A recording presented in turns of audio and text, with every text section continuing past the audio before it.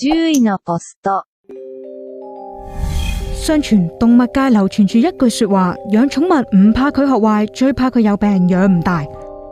貓狗發出嘅各類奇怪氣管聲音，你識唔識得分？打乞嗤、咳嗽、哮喘、打思噎，呢個係哮喘，等等，應該係咳嗽，唔係，係打思噎。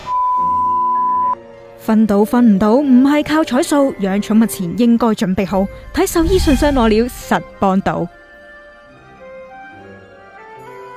獸醫信箱今集揾嚟港島西動物醫院嘅巫思韻獸醫，教大家分辨貓狗氣管發出嘅聲音。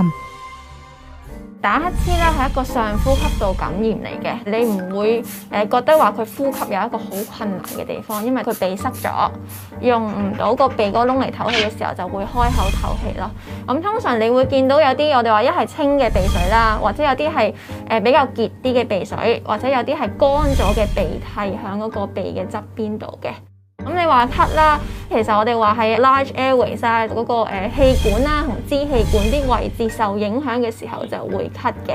有時會咳下，好似想作嘔咁樣嘅，即係好多時主人會覺得嗰個其實嘔嚟嘅，但係實唔係嘅，係佢咳到開始有啲痰上到嚟，之後就會有一下好大力嘅乾嘔咁樣，嗰個其實都係咳嚟嘅。哮喘其實喺貓度常見好多嘅，係啦，因為貓本身個氣管有嗰個肌肉喺度嘅，即係同人一樣，佢一有刺激性嘅時候，啲肌肉就會收窄，就會令到啲氣管開唔到氣，即係冇氣入到去，就會形成哮喘。你會覺得其實佢好辛苦嘅，唞氣好辛苦，即係條頸係伸長晒，隻腳係擘開咁樣，即係我哋話踎住喺度咁樣喺度唞氣，好似扯哮咁樣嘅聲咯，係啦。咁嗱，通常我哋話有哮喘嘅貓或者狗啦，都會有咳嘅。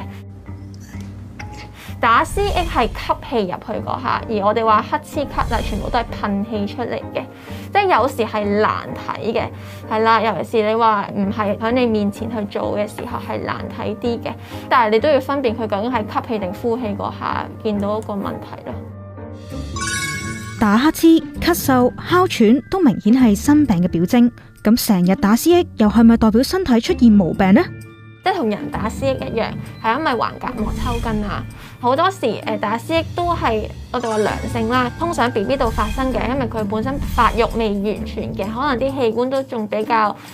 即係比較新少少啦。我哋話佢未完全成熟嘅時候，就容易出現呢個症狀咯。如果佢係食得、屙得、瞓得嘅話，就唔擔心嘅，係啦，因為佢都係一個開心嘅狗仔、貓仔啦。但係如果你話佢本身係好唔舒服嘅，又食唔到，又開始屙嘔，甚至有我哋話好攰啊，有發燒啊，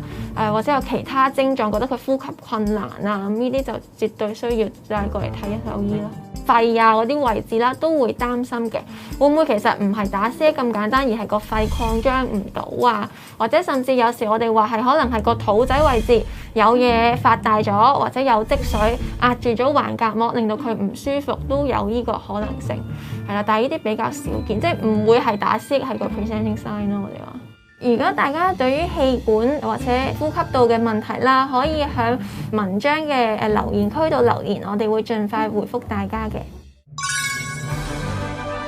如果你嘅貓狗需要絕育，有問題想問獸醫，記得喺文章入面最底嘅留言區留言。下星期我哋繼續同你拆解各類寵物疾病。各位讀者你好，我哋有事請你哋幫忙，因為蘋果日報嗰個經營實在困難，請你哋多多支持訂閱。